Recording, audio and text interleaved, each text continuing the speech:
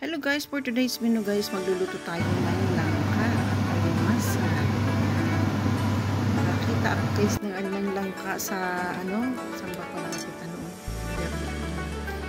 Ayan guys, luto na natin. Yan, malagay na yung gata. Ayan yung sibuyas, bawang at luya. Frozen lang guys, matigas kasi yung nasa lata.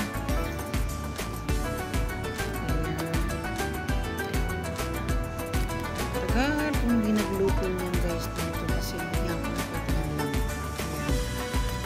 Nakakita tayo kaya ayan. Luto tayo ng langka. Medyo na-miss ko na rin yung alimasag. O ayan guys, adan na. Ayan na, luwakbar na. So yan, naka-ready na rin yung ating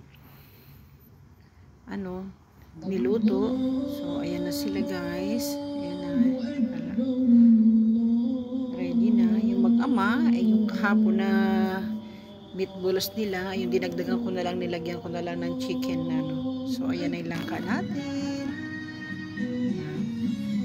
Ayan na siya guys. Kain tayo. Thank you for watching guys. Oh, ayan na, kain na tayo. Ayan. Oh, ayun yung anak ko guys, ganyan yan. Pag second na yung ulam, nagluluto na yan ng itlog. So ayan guys, mataba guys yung yung alimasag. Yung langka guys, maniba lang na, pero masarap, manamis-namis. Iba talaga sa langka rin natin, pero okay na kaysa sa wala. Thank you for watching guys. God bless.